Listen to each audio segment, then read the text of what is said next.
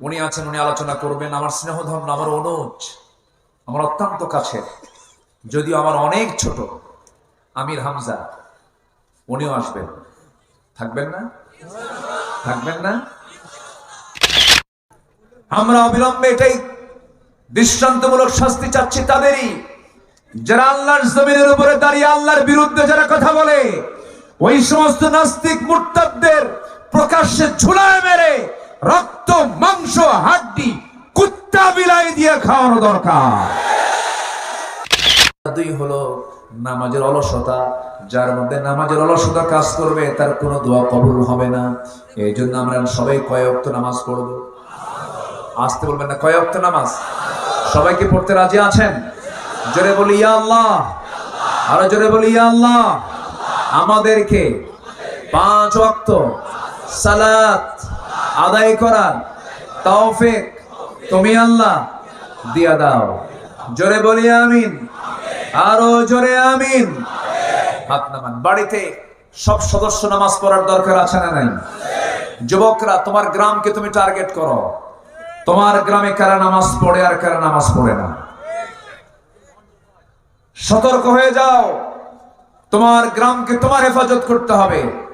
মাতব্বর যারা যদি নামাজ পড়ে ভালো কথা, তোমরা যুবক একসঙ্গে গিয়ে মাতব্বরের রুমে বসবে, বলবে চাচা আপনি আমাদের গ্রামের মাতব্বর, আপনার বিচার আচার আমরা মেনে নেই, আপনি দয়া করে নামাজটা পড়ুন, নামাজটা ধরুন, আপনার নেতৃত্ব আমরা মানব। নামাজ পড়বেন, নেতৃত্ব মানব। নামাজ পড়বেন না, নেতৃত্ব মানব না।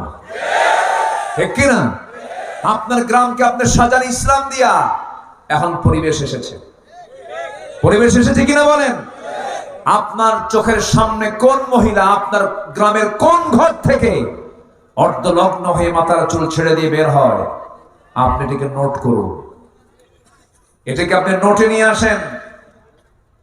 কয়েকজন যুবক তোমরা এক হয়ে সেই মহিলার বাড়িতে অথবা তার মুরব্বীকে জানিয়ে দিন, জানিয়ে দাও যে দেখুন আপনার মেয়ে অথবা আপনার স্ত্রী অথবা আপনার বোন এইরকম করে অর্ধলগ্ন পোশাক নিয়ে যখন বাইরে বের হয়, আমরা যুবক, আমাদের কষ্ট হয়, আমাদের ঈমান দুর্বল হয়ে যায়, আমাদের চোখের গুনাহ হয়। গ্রামকে বাঁচাতে বোরকা লাগায় দাও। ঠিক কিনা? সম্মানিত ভাইয়েরা, তোমরাই পারবে নতুন বাংলাদেশ গড়তে। 55,000 বর্গ মাইলের 64,000 গ্রাম বাংলার প্রতিটি গ্রামকে আমরা বেনামাজি মুক্ত দেখতে চাই। সবাই দেখতে চান তো ইনশাআল্লাহ? নামাজ, নামাজ, নামাজ। এই দেশের কোন নেতা নামাজের বিল আনে নাই আজ পর্যন্ত। 53 বছর পর্যন্ত, থামো, 53 বছর পর্যন্ত এই দেশের কোন নেতা, কোন দল নামাজের বিল আসুক, একমাত্র ইসলামী দল ছাড়া, তারা তো ক্ষমতায় যায় নাই, কেউ কিন্তু নামাজের বিল টানে নাই। আমাদের দাবি হলো আমরা সেই নেতৃত্ব দেখতে চাই যারা নামাজ রাষ্ট্রীয় পর্যায়ে কায়েম করতে চায়। এমতের পক্ষে কি সবাই রাজি আছেন? নামাজ কায়েম হলে সুদ থাকবে না, ঠিক কিনা? নামাজ কায়েম হলে জিনা থাকবে না। নামাজ কায়েম হলে পরে সুদের কোনো গন্ধ সমাজে দেখা যাবে না। আল্লাহ কবুল করুন। আমার বিশ্বাস এদেশে কোরআনের রাজ কায়েম হবে। জোরে বলি ইনশাআল্লাহ, আর জোরে বলি ইনশাআল্লাহ। শহীদের কাতার আছে না নাই? শহীদের রক্তে জমিন আছে না নাই? রক্ত ভেজা বাংলার জমিন ইসলামী আন্দোলনের জন্য উর্বর থেকে আরো উর্বর হয়ে যাবে। জোরে বলি ইনশাআল্লাহ। সম্মানিত ভাইরা, আমি অনেক আনন্দিত, দীর্ঘদিন পর মন খুলে কিছু কথা বলতে পারছি। আলহামদুলিল্লাহ বলুন। ইবাদত কবুল হবে 10টি শর্ত, 10টা অপকর্ম ছাড়তে হবে, মুনাফিকি বাদ দিতে হবে, নামাজে অলসতা বাদ দিতে হবে। সবাইকে 5 ওয়াক্ত নামাজ পড়তে রাজি আছেন তো? নামাজ বাদ যাবে? মনে থাকবে? বউ যদি নামাজ না পড়ে কি মায়ের হবে? দেখছেন? হাই হাই এই কাম শাস, কিন্তু শুধু মায়ের কথা কয়। আল্লাহ তো মায়ের কথা আগে বলেন ওয়াহজুরুহুন্না ফিল মাদাজি'i বলেছেন, ওয়াহজুরুহুন্না ফিল মাদাজি'i। অনেক কথা আছে, সর্বশেষ মানে প্রথমে মায়ের। এই তো কাম তো মুশকিল, তো লক্ষণ খারাপ, মারা যাবে না তো। আচ্ছা, রাসূল কোন বউকে মেরেছেন এরকম কোন হাদিস পেয়েছেন আপনারা? বউকে মারে কোনো সভ্য লোক? তাও পায় না, এখন তো ঠিক হয়ে গেছে। সন্তানের সামনে আপনি বউ পিটবেন, এটা বেমানা। পিঠায় মানুষকে ভালো করা যায় না। বউকে বলবেন, বউ একে ছাদের নিচে থাকি, তোমার যৌবন আমার কাছে, আমার যৌবন তোমার কাছে। তুমি কি চাও যে আমরা এই দুনিয়াতে এক ছাদের নিচে ছিলাম, আমরা জান্নাতে গিয়ে আমরা এক ছাদের নিচেই থাকবো? এক জান্নাতি থাকতে চাই। তুমি কি জান্নাতে থাকতে চাও না? হ্যাঁ থাকতে চাই। নামাজটা পড়ো। শুনবে না কেন? শুনবে।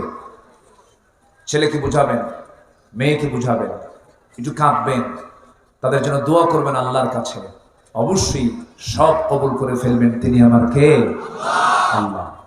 কু আনফুসাকুম ওয়া আহলিকুম নারা। পরিবারকে নামাজের ব্যাপারে তাকিদ করতে হবে। পড়ার জন্য যদি বলি 2 বার, নামাজের জন্য বলবো 10 বার। ঠিক কিনা? পড়ার জন্য যদি বলি 1 বার, নামাজের জন্য বলবো 5 বার। নামাজ পড়ার চাইতে বড় পড়ার কিছু নাই। ঠিক কিনা বলেন? পড়াশোনা কিছু বাদ দিয়েছে, সমস্যা নাই। নামাজ বাদ দিয়েছে, ফাকাদ কাফার, সে কুফরি করেছে, সে মারাত্মক অপরাধ করেছে।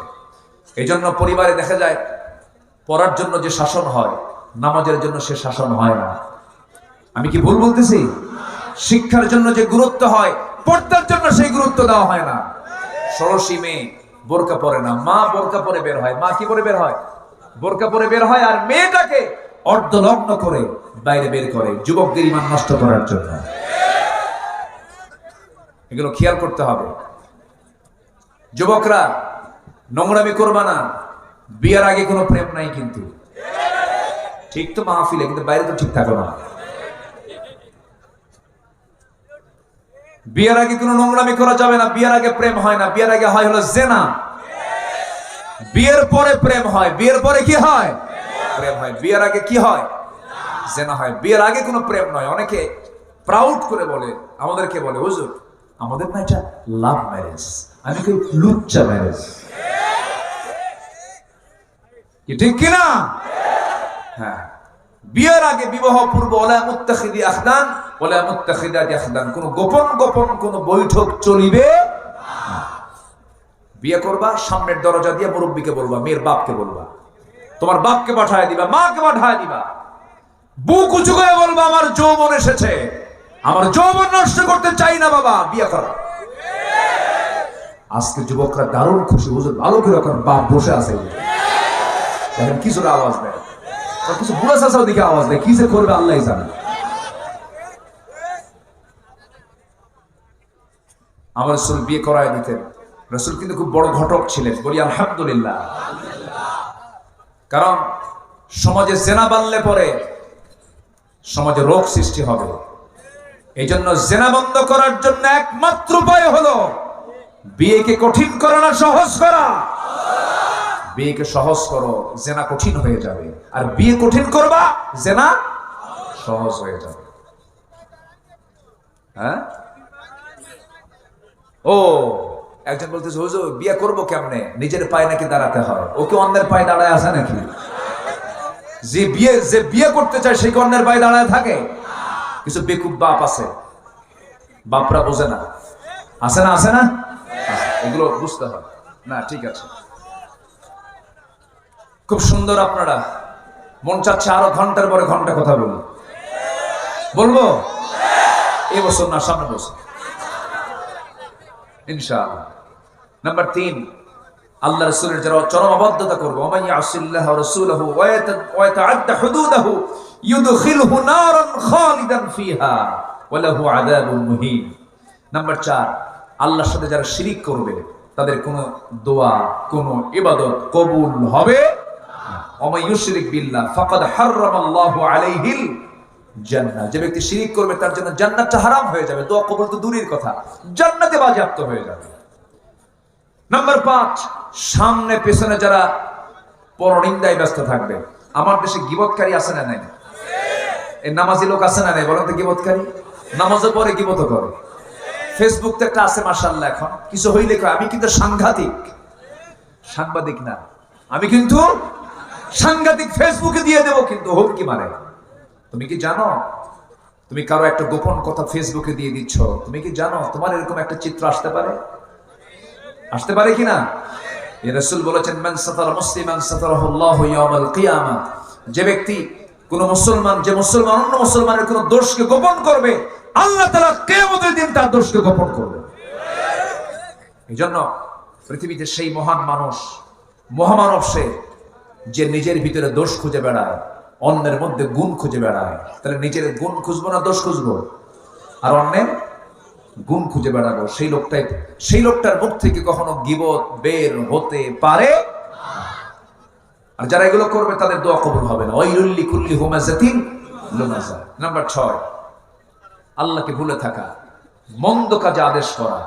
এই জাতীয় লোকের কোনো দোয়া আল্লাহর দরবারে মঞ্জুর হবে না, তাদের কোনো ইবাদত কবুল হবে না।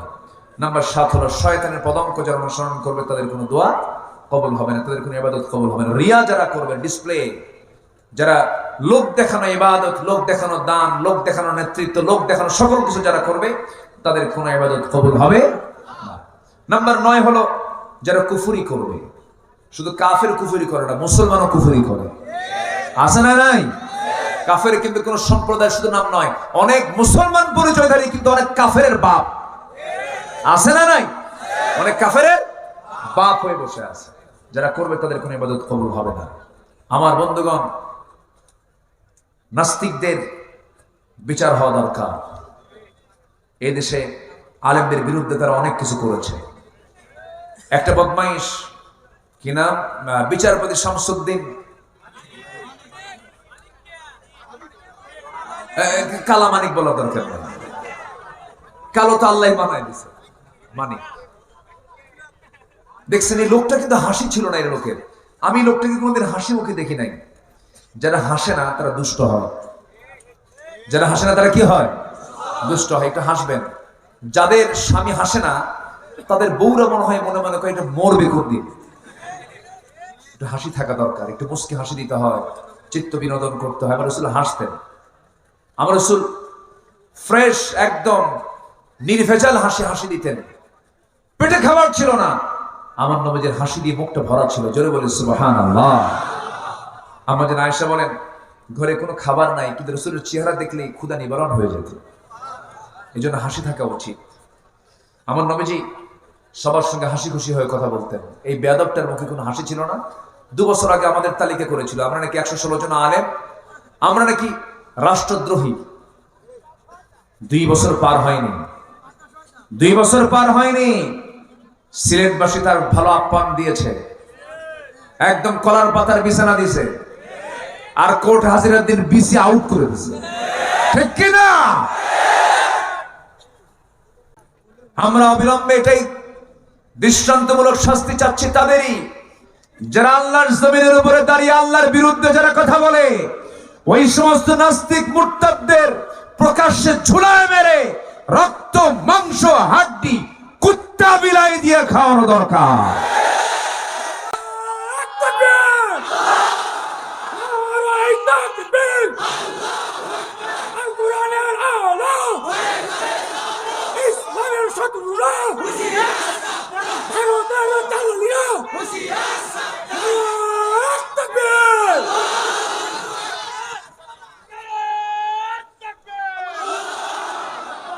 সম্মানিত ভাইয়েরা, জি, কে উঠবেন না? মেহমান আছেন।